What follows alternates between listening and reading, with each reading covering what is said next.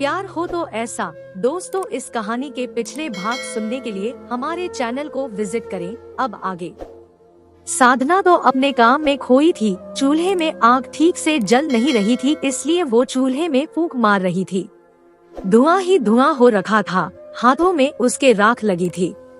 धुएं के कारण बार बार आंखों में आंसू आते थे और वो हाथ से आंसू पोंछने की कोशिश करती थी। चेहरे पर भी राख लग गई थी उसके। बहुत व्यस्त हो काम में, मेरी तरफ मुड़ कर नहीं देखोगी क्या? अचानक अपने पीछे आवाज सुनकर साधना घबरा गई और फौरन खड़ी हो गई। वो एक शब्द भी नहीं बोली, शायद बोल ही नहीं पाई। उसने बस अपने दिल पर हाथ रख लिया। उसका दिल बहुत जोरों से धड़क रहा था। उसे विश्वास ही नहीं हो रहा था कि प्रेम वहाँ खड़ा है। दिन में भी सपने देखने लगी हूँ मैं अब, साधना ने कहा और मुड़कर वापस चूल्हे के सामने बैठ गई। प्रेम ने कहा, मैं सपना नहीं हूँ साधना, मैं तुमसे मिलने आया हूँ। अब तो साधना को विश्वास करना ही पड़ा। वो खड़ी हुई और बोली, प्रेम तुम्हें बिल्कुल ठीक देखकर मुझे जो खुशी मिल रही है मैं शब्दों में नहीं कह सकती। बिल्कुल ठीक हो ना तुम अब? कहीं कोई तकलीफ तो नहीं है? बस अब रुलाओगी क्या तुम मुझे? क्यों करती हो इतना प्यार मुझे तुम? मैं तुम्हारे प्यार के लायक नहीं हूँ साधना, नहीं हूँ मैं लायक तुम्हारे प्यार के। प्रेम भावुक हो उठा। मेरे हाथ में नहीं है प्रेम, नहीं है मेरे हाथ में, और तुम्हें प्यार करना तो सौभाग्य है मेरा। मैंने तुम्हें डांट कर भगा दिया था उस दिन। आज मुझे भीमा ने बताया कि कैसे तुम मुझे जंगल से लेकर आई। क्या करूं मैं अब? मैं जा रहा था अपने गुरु के पास, लेकिन अब ये जिंदगी तो तुम्हारी हो गई, कैसे जाऊंगा मैं अब? तुम जाओ प्रेम, खुशी खुशी जाओ। मेरा प्यार तुम्हारे पैर की बेड़ियां नहीं है। मैं शायद स्वार्थी हो गई थी जो हर वक्त बस अपना ही सोचती थी, पर अब नहीं। प्यार सिर्फ मिलन का नाम नहीं है, बिछड़ना भी प्यार ही है। तुम हमेशा मेरे दिल में रहोगे, तुम्हें निकाल नहीं पाऊंगी दिल से। तुम खुशी खुशी जा सकते हो प्रेम। अब मैं समझ गई हूँ कि मुझे तुम्हारे मकसद में रोड़े नहीं अटकाने चाहिए। मुझसे जो भी भूल हुई उसके लिए मैं तुमसे माफी चाहती हूँ। क्या तुम सच कह रही हो? क्या कभी झूठ बोला है मैंने तुमसे? तुम्हारे सिर की कसम। जाओ तुम अपनी मंजिल को हासिल करो। तुम्हारे लिए मेरा प्यार हमेशा बना रहेगा। मुझे तुमसे कोई गिला शिकवा नहीं है। मैं जा ही रहा था। अच्छा हुआ जो भीमा ने मुझे सब कुछ बताया और मैं तुमसे मिलने आ गया। अब मैं दिल पर बिना कोई बोझ लिए जा सकता हूँ। मुझे देर हो रही है, क्या मैं निकलूं?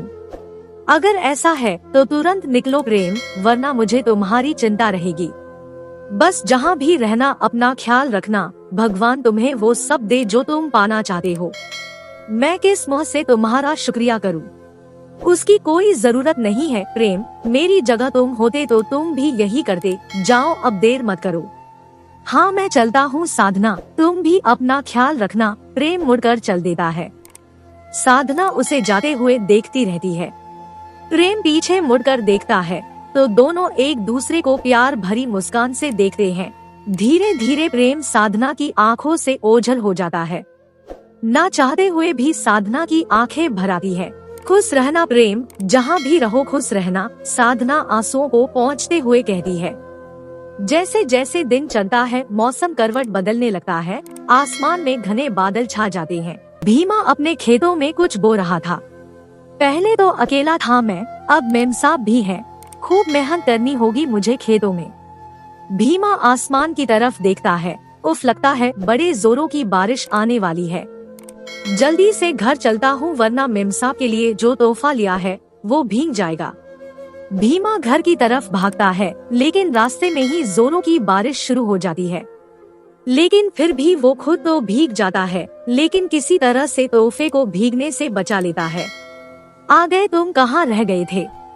भीमा ने तोहफा अपने पीछे छुपा रखा था। पहले आंखें बंद कीजिए। क्या बात है, कीजिए तो मेमसाब। रेणुका आंखें बंद कर लेती है। अब हाथ आगे कीजिए।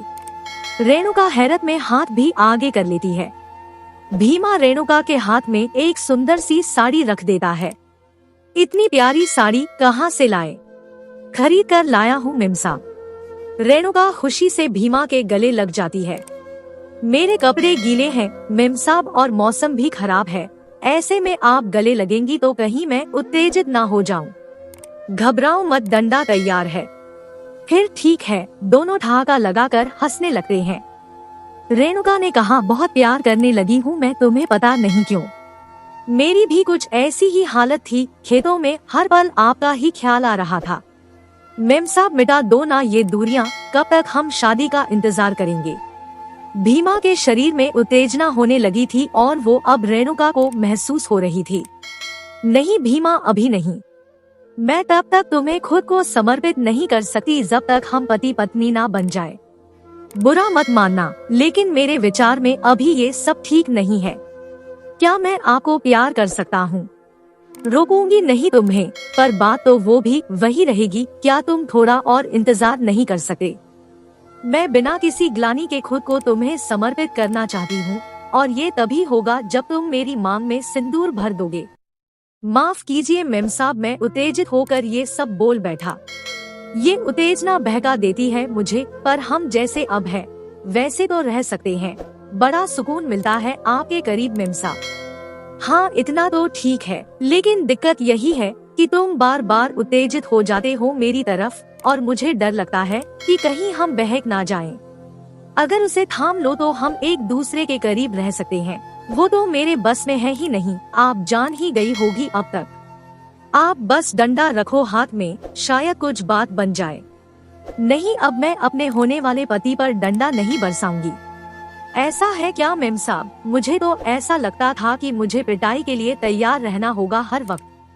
ये मेम साहब कहना कब छोड़ोगे तुम? अब तुम्हारी मेम साहब नहीं हूँ मैं, बीवी बनने वाली हूँ तुम्हारी। छूट जाएगी धीरे धीरे मेम साहब, आओ थोड़ा यूं ही बिस्तर पर लेते हैं। भीमा रेणुका को बाहों में लिए हुए बिस्तर की तरफ बढ़ता है। रेणुका तुरंत भीमा की बाहों से आजाद हो जाती है और कहती है, ना बाबा, बिस्तर पर नहीं जाऊंगी तुम्हारे साथ। मौसम बेईमान है और तुम्हारी उत्तेजना बढ़ जाती है। तुम्हारे बस में कुछ है नहीं, कुछ ऐसा वैसा हो गया तो ऐसे में तुमसे दूर ही रहना ठीक है। देखता हूँ कब तक बचेंगी आप, कभी तो आपको आना ही होगा मेरे बहुत बहुत बहुत करीब। ये शादी के बाद ही हो पाएगा। उफ, कब होगी ये शादी? भीमा सिर खुजाता हुआ बिस्तर पर गिर गया। अरे गीला मत करो मेरा बिस्तर, उठो कपड़े बदलो पहले। आप वो साड़ी पहन के दिखाओ ना। उसके लिए तुम्हें बाहर जाना होगा और बाहर बारिश हो रही है। मैं आंखें बंद कर लेता हूँ, आप पहन लो। नहीं नहीं, तुम्हारी आंखें खुल गई तो बाद में पहनूंगी। चलो तुम कपड़े बदल लो। मैं कैसे बदलूं, आप हो ना यहाँ। ओह हाँ, ये तो दिक्कत हो गई। दिक्कत की कोई बात नहीं है, आप दूसरी तरफ घूम जाओ, मैं अभी बदल लेता हूँ कपड़े। ठीक है, लो मैं घूम गई। हे। भीमा कपड़े बदलने लगा। क्यों ना मैं भी तुम्हें देख लूं जैसे तुमने मुझे देखा था। नहीं मेम साहब, ऐसा मत करना, बस थोड़ी देर रुको। हाँ बस हो गया, घूम जाओ आप अब। बड़ी जल्दी पहन लिए कपड़े। आपने डरा जो दिया था। इस तरह छोटी छोटी सुंदर सी घटनाएं हो रही थी रेणुका और भीमा के बीच, जिनसे उनका रिश्ता और प्यार दोनों और ज्यादा निखरते जा रहे थे। एक अद्भुत प्यार पनप रहा था उनके बीच, जो कि बहुत ही सुंदर और अनमोल था। प्रेम बारिश के कारण गांव के बाहर एक बड़े से वृक्ष के नीचे बैठा था और रह रहकर उसे साधना का ख्याल आ रहा था। साधना मुझसे बहुत ऊपर उठ गई प्यार में। मैंने उसे क्या कुछ नहीं कहा और वो बस अपने प्यार का दामन थामे रही। आज तो हद ही कर दी उसने। मुझे यकीन नहीं था कि वो इस तरह मुझे अपने प्यार के बंधन से आजाद कर देगी। जा तो रहा हूँ मैं साधना को छोड़कर अपने अध्यात्म की ओर, पर क्या सच में अध्यात्म साधना के प्यार से ज्यादा अनमोल है? मैं क्या करूँ, कुछ समझ नहीं आ रहा। ये किस दुविधा में डाल दिया भगवान ने मुझे। साधना ने मुझे आजाद तो कर दिया, लेकिन अब लग रहा है कि मैं और ज्यादा जकड़ गया हूँ उसके प्यार में। प्यार बहुत अनमोल है उसका, वैसा प्यार शायद ही कोई कर पाएगा किसी को। मैं ऐसा प्यार छोड़ के जा रहा हूँ अध्यात्म की ओर। पता नहीं कितना सही हूँ मैं, मगर ना जाने क्यों ऐसा लग रहा है कि कुछ बहुत ही अनमोल चीज पीछे गांव में ही रह गई। हे प्रभु, मुझे माफ करना अगर मैं कुछ गलत सोच रहा हूँ। मुझे रास्ता दिखाएं प्रभु, मुझे कुछ समझ नहीं आ रहा कि मैं क्या करूँ। साधना भी परेशान थी। उसकी परेशानी का कारण ये था कि बारिश बहुत तेज हो रही थी और उसका प्रेम सफर पे निकला हुआ था। क्या करूं मैं, भीग जाएगा प्रेम इस बारिश में। ये बारिश भी आज ही होनी थी, कुछ दिन रुक नहीं सकती थी। बहुत ही गहरा प्यार था साधना का। प्रेम के दिमाग में अजीब कसमकश चल रही थी, एक स्वामी उलझा हुआ लग रहा था। ऐसा अंतर्द्वंद उसने अपनी जिंदगी में पहले कभी नहीं देखा था। ये सब स्वाभाविक भी था। प्रेम समझ चुका था कि साधना का प्यार बहुत अनमोल है, जिसका कोई मूल्य नहीं है। लेकिन प्रेम अपने अध्यात्म से भटकने के लिए भी कदापि तैयार नहीं था। पर एक बात जरूर थी, पहले साधना का प्यार उसके अध्यात्म के आगे कुछ नहीं था, लेकिन अब वो प्यार अध्यात्म के आगे सीना ताने खड़ा था और यही प्रेम की उलझन का कारण था। साधना तो यही दुआ कर रही थी कि बारिश थम जाए और प्रेम सुख शांति से अपना सफर पूरा करे। वो भागकर प्रेम के सिर पर अपना आंचल रख देना चाहती थी ताकि वो बारिश से बचा रहे, पर वो ये सोच ही सकती थी, इसलिए बारिश के थमने की दुआ कर रही थी बार बार। बारिश थम गई और प्रेम अपने जिगर को कड़ा करके अपने सफर पर निकल पड़ा। यही माया है प्रेम, जो इंसान को जीवन मरण के चक्कर में फंसाती है। प्यार के प्रलोभन को त्याग कर मुझे आगे बढ़ना होगा, प्रेम चलते हुए सोच रहा था। प्रेम बढ़ता गया आगे और 2 दिन में अपने गुरु के आश्रम पहुंच गया। प्रेम के गुरु बहुत ज्ञानी थे। प्रेम ने अध्यात्म का सारा ज्ञान उन्हीं से सीखा था और उन्हीं के साथ वो 3 साल पहले गांव छोड़कर आया था। वो केशव पंडित को बिना बताए अपने गुरु के साथ चल पड़ा था, क्योंकि वो जानता था कि उसके पिता उसे कभी नहीं जाने देंगे। आश्रम पहुंचकर प्रेम गांव की सारी बातें भूलकर ध्यान और समाधि में लीन हो गया। ज्यादातर वक्त उसका मेडिटेशन में ही गुजरता था। गांव में साधना भी अपने जीवन में कुछ अद्भुत कर रही थी। प्रेम के अध्यात्म से प्रेरित होकर उसका भी झुकाव अध्यात्म की ओर होने लगा था। ऐसा इसलिए हुआ क्योंकि वो उत्सुक थी ये जानने के लिए कि ऐसा क्या है अध्यात्म में जो कि उसका प्रेम उसके प्यार को त्याग कर चला गया। वो घर के सभी काम करके रात को जल्दी अपने कमरे में आ जाती थी ताकि समाधि में लीन हो सके। अपनी चारपाई के पास ही साधना एक चटाई बिछाकर उस पर आंखें बंद करके बैठ जाती थी। सीखा नहीं था उसने किसी से कुछ भी, बस खुद ही लगी रहती थी। लेकिन उसे ऐसा कुछ खास एहसास नहीं हुआ जिसके लिए वो ध्यान और समाधि को जारी रखे। लेकिन उसकी उत्सुकता ने उसे रुकने नहीं दिया और वो रोज हर हाल में आंखें बंद करके बैठने लगी। कहते हैं कि प्यार करने वाले को आंखें बंद करके अपने प्रेमी का चेहरा दिखाई देता है। ऐसा ही रोज होता था साधना के साथ। वो रोज आंखें बंद करती और रोज उसे प्रेम ही दिखाई देता। उसे पता ही नहीं चला और उसने प्रेम पर ही ध्यान लगाना शुरू कर दिया। एक दिन वो प्रेम में इतनी लीन हो गई कि समाधि में बहुत गहरे उतर गई। ये पहली बार हुआ था जब उसने आंखें खोली तो उसे एहसास हुआ कि वो जन्नत की सैर करके आई है। बहुत सुकून और शांति का एहसास हुआ था उसे। फिर क्या था, उसे तो रोज ही प्रेम पर ध्यान लगाने का चस्का लग गया और इस तरह प्रेम साधना की शुरुआत हुई।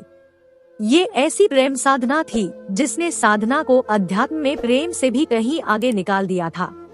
पर साधना को इन बातों का कोई एहसास नहीं था। वो तो बहुत खुश थी प्रेम साधना के कारण। अपने प्रेम के करीब जो महसूस करती थी वो खुद को प्रेम साधना करके। प्रेम तो साधना की प्रेम साधना से बिल्कुल अनजान था, लेकिन वो रोज अपने अंदर कुछ अजीब सी हलचल महसूस करता था।